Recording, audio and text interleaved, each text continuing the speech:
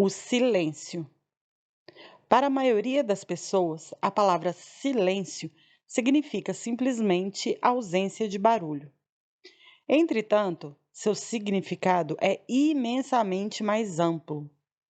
Veja mais algumas definições encontradas nos dicionários: privação voluntária do falar, abstenção de publicar qualquer fato ou notícia, omissão de explicações, interrupção de correspondência, segredo.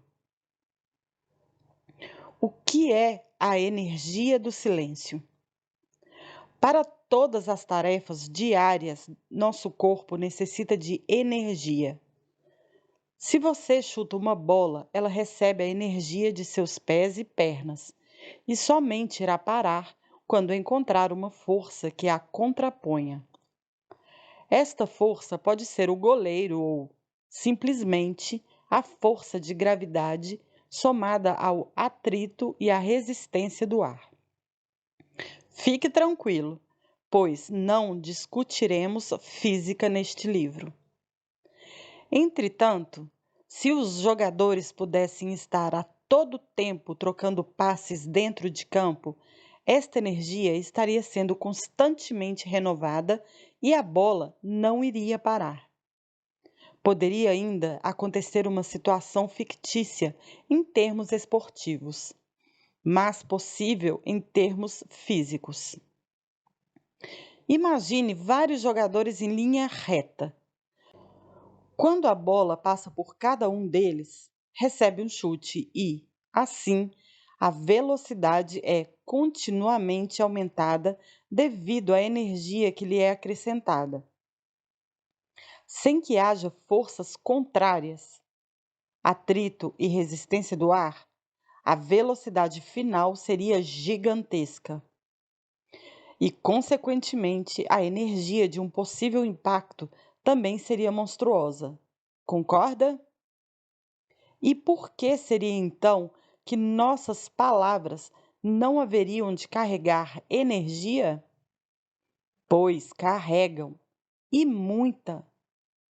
E de uma forma um pouco parecida com a do exemplo da bola.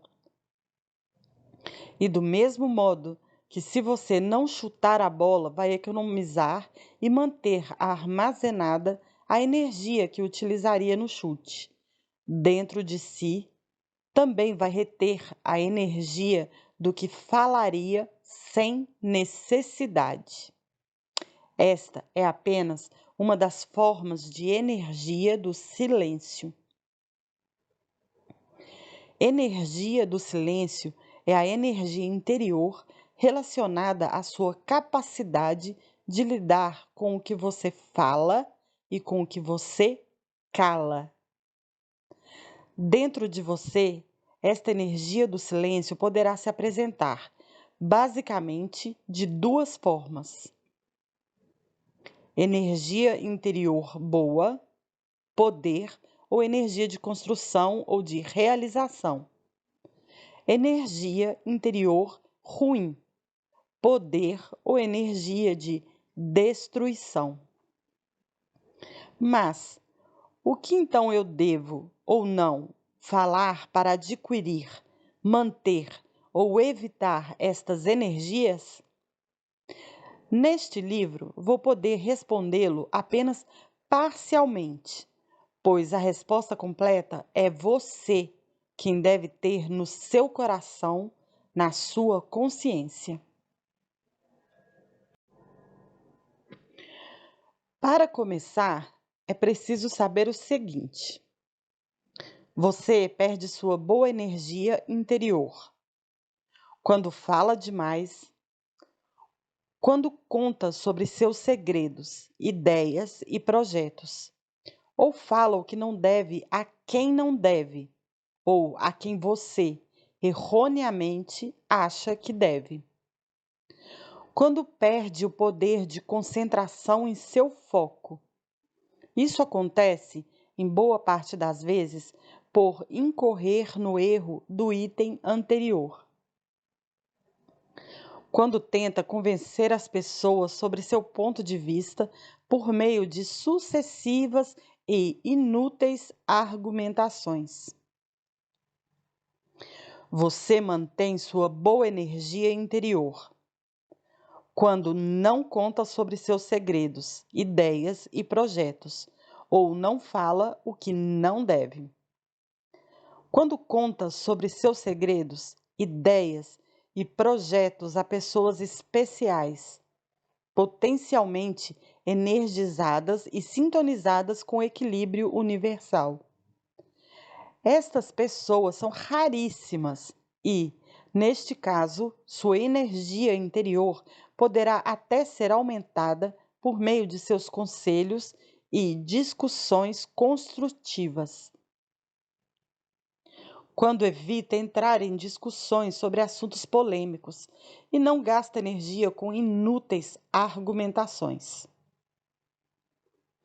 Você adquire ou fortalece sua boa energia interior quando vence a tentação de contar sobre seus segredos, ideias e projetos em horas erradas e para pessoas erradas, ou para pessoas que você erroneamente acha que são certas.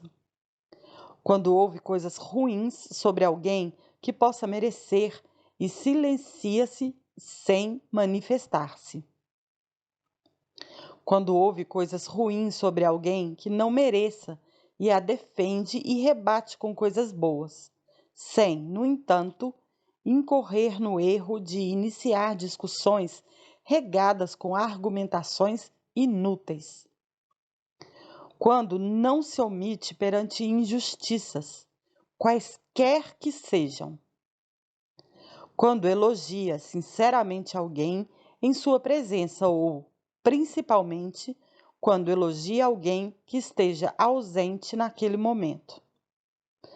Quando, por falar pouco, atrai para si a energia dos outros que tentam desvendá-lo.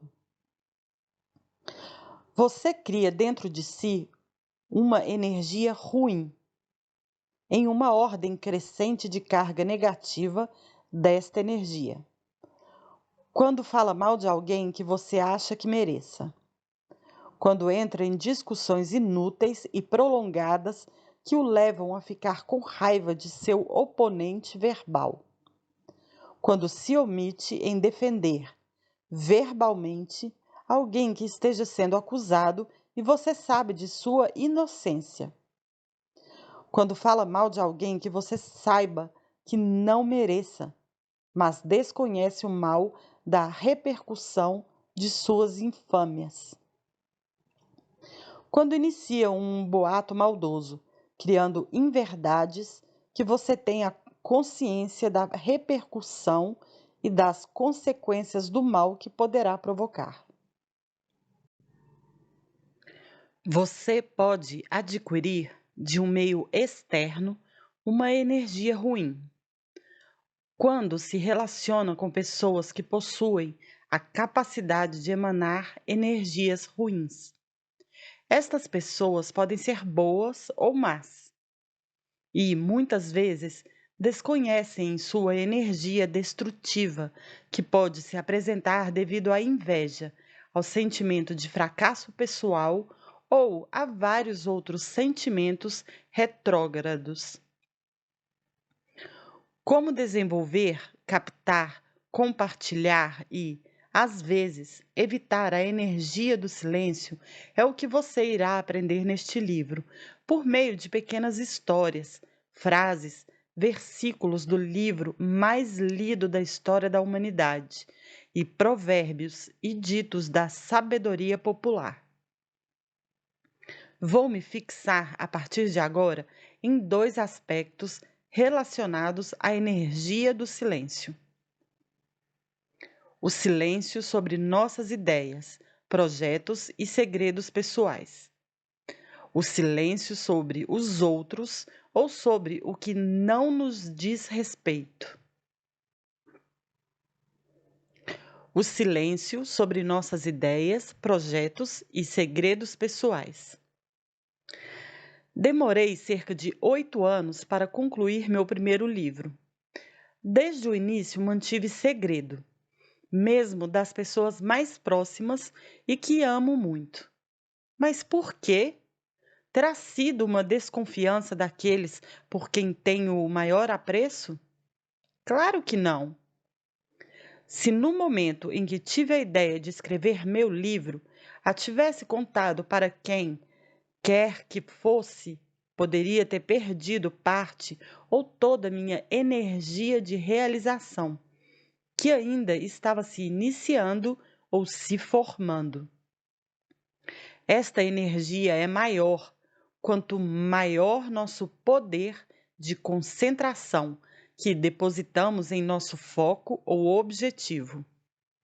Entretanto, quando contamos, esta concentração pode se enfraquecer ou se perder. Isto acontece porque é difícil manter-nos concentrados quando nos tornamos o centro das atenções. Inúmeros exemplos podem ser dados com relação a isto e, certamente, você já passou por alguma situação onde sua habilidade foi prejudicada por saber que tinha alguém o observando. E é assim que acontece com seus projetos. Quando você os conta antes da hora, atrai para si a expectativa dos outros para o seu desempenho. Sabendo disso, você perde o poder do foco, perde a concentração. As chances de insucesso aumentam monstruosamente. Imagine, então, como teria sido se logo que eu tivesse vislumbrado a ideia de escrever meu livro, já contasse para algum parente, amigo ou quem quer que seja. Você não acha que teria sido muito tempo para deixar alguém com a expectativa da festa de lançamento? Outra coisa que pode acontecer é você contar para alguém que, por ter experiências de fracasso em sua vida, o desmotive em relação aos seus objetivos. E desmotivação leva à desconcentração. Sua energia de realização está diretamente relacionada ao poder de foco no seu objetivo. E para que se tenha foco, é fundamental o poder de concentração. Fábrica de ideias. Algumas pessoas são verdadeiras fábricas de boas ideias, mas possuem este imperdoável pecado. Espalham estas ideias assim que elas lhes surgem à mente. E aí, eis algumas das possibilidades. Possibilidade 1. A primeira coisa é a existência da troca de energias. Se você contou uma ideia a alguém, houve de sua parte uma doação ou liberação de sua energia de realização. Se a pessoa para quem você contou não te dá um retorno, ou seja, não gostou da ideia ou não está nem aí para você, etc., não há troca de energias. Não havendo troca, você simplesmente perdeu ou enfraqueceu esta sua energia de realização. Possibilidade 2. Pode acontecer de você perder sua energia de realização por não ocorrer a troca de energias.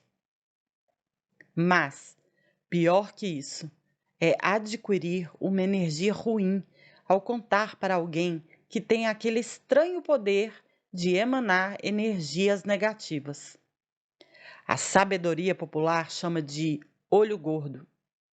Menos chances ainda para seu projeto. Possibilidade 3. Quando você conta o que quer ou o que vai fazer em relação a ideias e projetos, é como se pedisse atenção para si. Olha, gente, vou fazer tal coisa. Ao chamar a atenção para si, torna-se muito difícil manter a concentração. E, como vimos, estar concentrado no foco é fundamental para se obter sucesso. Já percebeu que quando há alguém nos observando, não conseguimos fazer direito o que fazemos bem estando sozinhos? É também por isso que suas ideias e projetos, contados fora de hora e para pessoas indevidas, costumam dar errados. Dentre outras situações, acontece isso quando você vai fazer um concurso ou uma entrevista de emprego. A partir do momento em que você conta que vai fazer, começa a se sentir observado e aí se desconcentra. E qualquer segundo de desconcentração nessas situações, na hora da prova ou da entrevista, pode fazê-lo ter insucesso. Isto sem falar no prejuízo durante a preparação, pois torna-se também mais difícil conseguir a concentração máxima nos estudos e, consequentemente, o aprendizado é prejudicado. Possibilidade 4. Se inicialmente é impossível iniciar ou colocar em prática esta ideia, você pode tê-la passado para alguém que também a espalhe ou para alguém que a realize no seu lugar. Possibilidade 5. Quando você somente espalha estas ideias e não as projeta e tenta realizá-las, você perde continuamente sua energia de realização e sua credibilidade, e corre o risco de passar por sonhador. Possibilidade de exceção. Apesar de tudo, pode acontecer que a pessoa para quem você tenha confidenciado esta ideia seja um daqueles raríssimos espíritos potencialmente energizados e sintonizados com o equilíbrio universal. Sorte sua, pois seu projeto poderá deslanchar. Mas acredite, estas pessoas, ou seres talvez, são realmente raras. O mistério pessoal como fonte de captação de energias. Ninguém vai ao cinema com o mesmo interesse se já sabe tudo o que acontecerá durante o filme. Ninguém se anima a assistir à reprise de uma partida esportiva inteira de um torneio que já acabou e já se sabe o resultado final. No máximo, dá para ver os melhores momentos. O mistério, a surpresa, o suspense fascinam, empolgam, valorizam. Tenha certeza que assim somos, uns com os outros. Se você fala demais e sobre tudo de sua vida, acaba perdendo valor e fica tão comum quanto o antigo filme ganhador do Oscar, esquecido em uma prateleira de locadora. Fale o essencial, ou menos.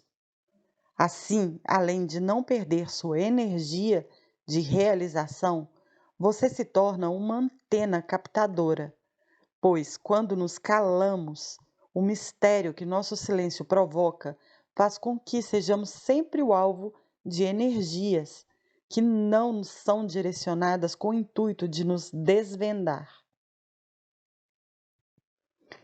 O silêncio sobre os outros ou sobre o que não nos diz respeito. Lembra-se da bola que, chutada por vários jogadores em uma linha reta, sem interferências físicas, atrito, gravidade ou resistência do ar, aumenta sua velocidade continuamente? Pois é mais ou menos isso que pode ocorrer com a palavra. Quando falamos mal de alguém, somos os geradores de uma energia de destruição e que pode seguir dois caminhos. 1.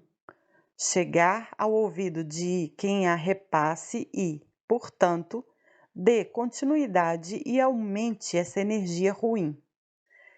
Quem assim procede, guarda também dentro de si esta energia que, insistentemente acumulada irá afetá-lo, tanto em termos físicos quanto psíquicos e sociais. 2. Chegar a quem guarda para si o que ouviu e não dá continuidade à história.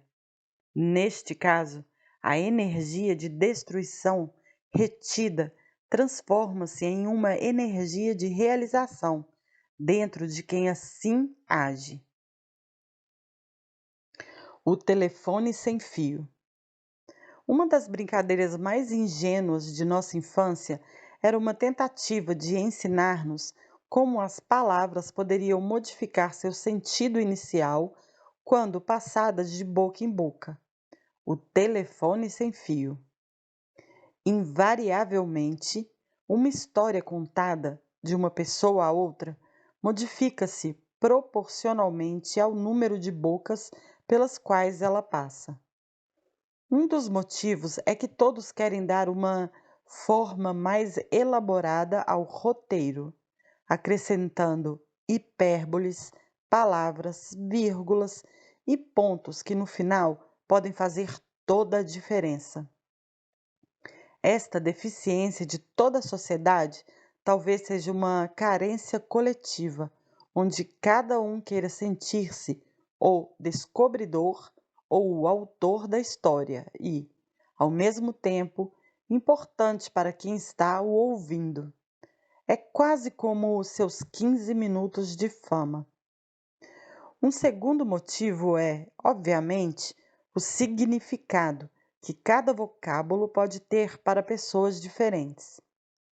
Se digo, fulano é muito bobo, para alguns, o significado pode ser no sentido da pessoa ser brincalhona e divertida, e para outros, pode significar que o tal fulano é um idiota.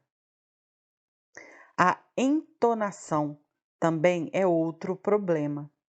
A mesma frase dita com entonações diferentes pode ter significados totalmente distintos. Geralmente, quem faz esse tipo de alteração ao repassar o que ouviu, o faz por uma perversidade consciente ou até inconsciente. E, para terminar, a memória tem seu peso nas discrepâncias que ocorrem na transformação de fatos verídicos em boatos ou inverdades sociais. É lógico. Quem se lembra exatamente com todos os detalhes de uma história que ouviu de alguém? E se não nos lembramos, podemos confiar que conseguiremos repassar com fidelidade o que nos foi contado?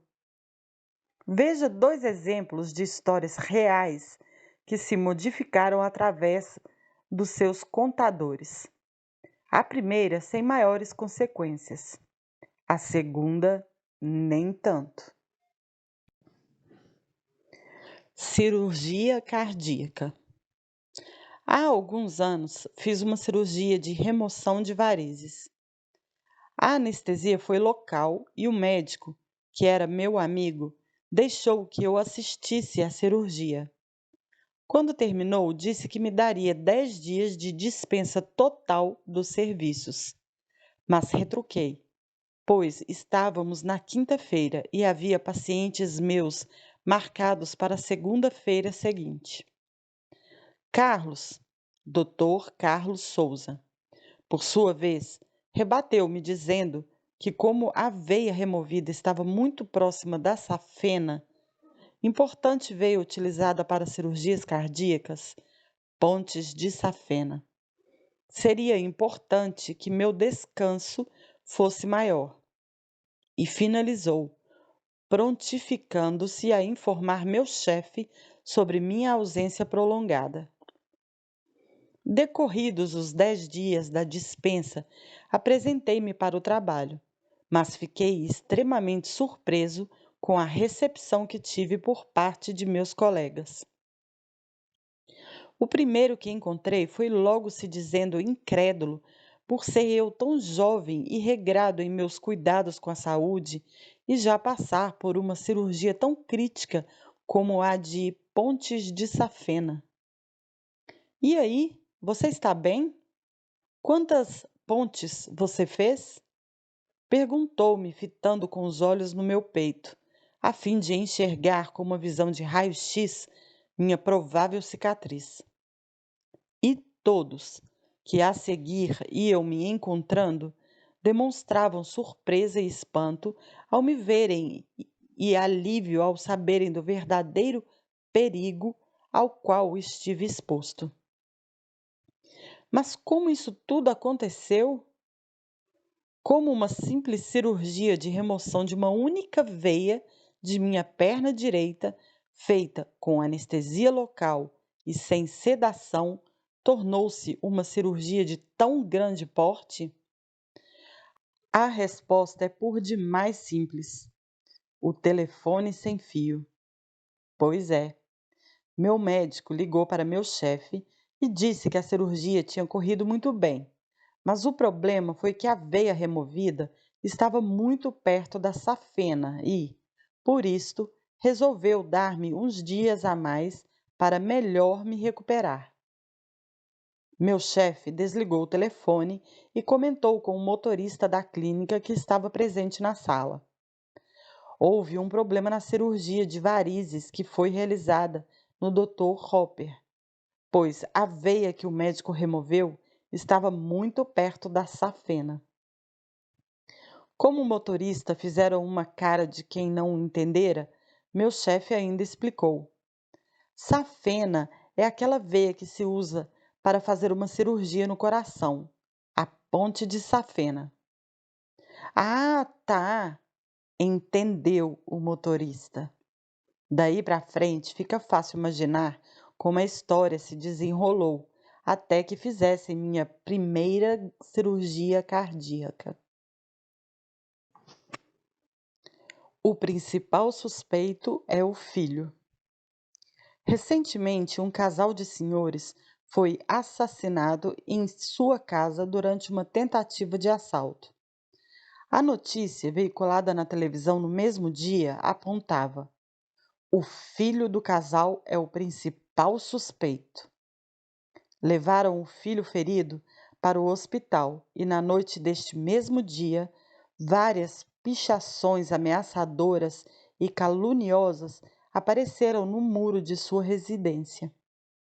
Felizmente, no dia seguinte, o criminoso apresentou-se voluntariamente e confessou seu crime. Você conseguiria imaginar-se sendo acusado de matar os próprios pais injustamente? Meu Deus, tirai de mim este pensamento. Deve ter sido isso que veio à sua cabeça quando fiz essa pergunta. Não vale a pena tentar descobrir quem foi o verdadeiro autor do início dessa infeliz sequência de fatos. Não importa se foi um dos policiais que, querendo mostrar-se competente e importante frente aos jornalistas, fez o descabido e inoportuno comentário que deu origem à notícia. Ou se foi um jornalista que, querendo uma boa matéria, questionou um dos policiais com uma daquelas perguntas que tem apenas uma única resposta. Existe a possibilidade, mesmo que remota, de ter sido o filho o autor dos assassinatos? Casos como estes, creiam, acontecem todos os dias no mundo inteiro. Acusações descabidas e injustas, palavras proferidas sem pensar e repassadas sem pestanejar. Quantos já perderam a liberdade devido à tolice de uma palavra? Quantas vidas inocentes já teriam sido poupadas por meio de um devido e oportuno silêncio? Será que alguém já se prejudicou por causa de sua boca? Faça você mesmo um teste. Se você é daqueles que acham que o que falamos dos outros não tem nada de mais, pois são apenas palavras, proponho-lhe o seguinte desafio. Diga a alguém de sua empresa que você irá fazer uma pequena cirurgia para a retirada de um nódulo esquisito que apareceu em alguma parte de seu corpo. Ao pronunciar o termo nódulo esquisito, faça uma cara de quem está um tanto quanto desconfiado com a situação. Faça isto no dia anterior ao início de suas férias e desapareça para curti-las. Deixe no seu local de trabalho um amigo espião, que não poderá falar nada sobre o assunto, apenas observar. As chances de que você esteja nas últimas quando retornar de suas férias serão enormes. E aí, aceita o desafio?